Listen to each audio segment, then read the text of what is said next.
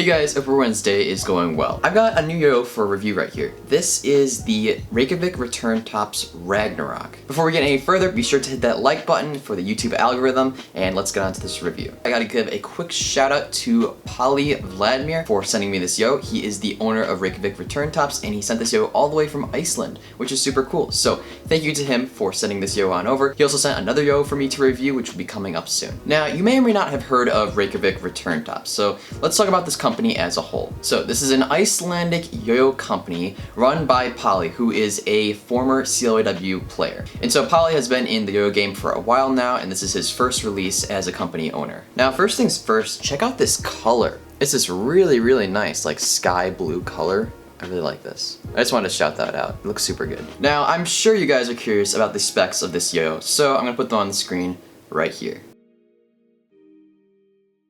Alright, so let's take a closer look at this yo-yo. Now, when it comes to specs, we can see that this is generally a larger yo-yo. More specifically, the width is really pretty large, coming in at 56.6 millimeters, making this definitely a wide yo-yo. The rest of the specs are mostly like pretty standard, but this is made of 7075 aluminum, which we love to see. The shape of this yo-yo is also super interesting. As you can see, this thing is super wide.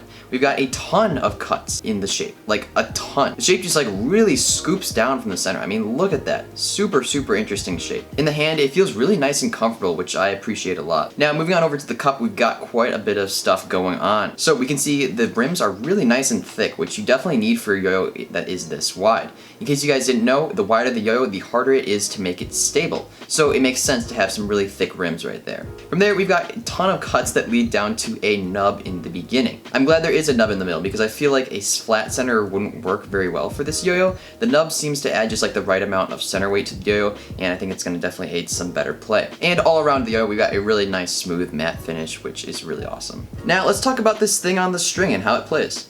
So in my opinion, this yo-yo plays just a bit on the heavy side. It's not glaringly obvious, but it definitely has some weight to it. And this is definitely common with like really wide yo-yos. This yo-yo is just generally a lot bigger, and as a result, it plays a bit on the heavy side, which isn't necessarily a bad thing. Remember, some people prefer a more heavy and solid play.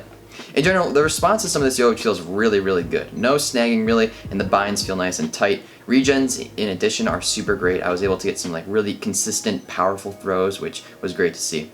And in general, this just really feels like more of a standard yo-yo. It doesn't have like a crazy different feel, like nothing extraordinary, but it's just really good at just about everything. This yo-yo definitely has a really nice, stable, and solid feel. Sometimes I found this yo-yo to be a little bit unstable at the end of my combos, so just know that this is, in general, a really nice mono metal yo-yo. It doesn't have like a crazy unique feel, but if you are into wide yo-yos and you want something really well performing, this yo-yo is definitely a great candidate. Now, let's talk about the benefits of having a super wide shape like this. And first things first, lacerations are just so good with this yo-yo. I mean, it's pretty hard to miss a gap like that. For some of the more intricate tech tricks, you might run into a couple problems because the width is so large, you could like land onto double strings. But in general, I didn't really have any issues with tech tricks and more like intricate mounts. The width of this yo-yo didn't really have an effect on those types of tricks. Now, as you would expect, the finish and immense amount of rim weight on this yo-yo make it really solid for any grinds. The shape is especially great because there's a really great spot to put your finger in for finger grinds. In the very center, like right there, there's hardly any friction for those grinds, and the rim weight just makes for some really powerful spins. So you can do finger grinds with this thing for so long. Alright, so conclusion time. If you like wide yo-yos, there's a really good chance you're gonna like this one. This yo-yo feels fairly standard, a little bit on the heavy side, but it performs really well. If you're looking for something maybe a little bit more like nimble and really fast, this probably isn't your best bet. But if you prefer a more like heavy but also stable and solid feel on the string, this yo-yo could be a great candidate for you. Again, shout out to Reykjavik Return Tops for sending me this yo-yo, and I look forward to see what they're doing in the future. Alright, I hope you guys all enjoyed my review on the Reykjavik Return Tops RAGNAROK. If you guys did like this video and learned something new, be sure to hit that like button for the YouTube algorithm, and if you guys are new here and haven't seen my videos before, hit that subscribe button. I post videos on Tuesdays and Saturdays, and you should definitely subscribe to my channel. I hope you guys all have a great rest of your day, and I'll see you next time. Peace.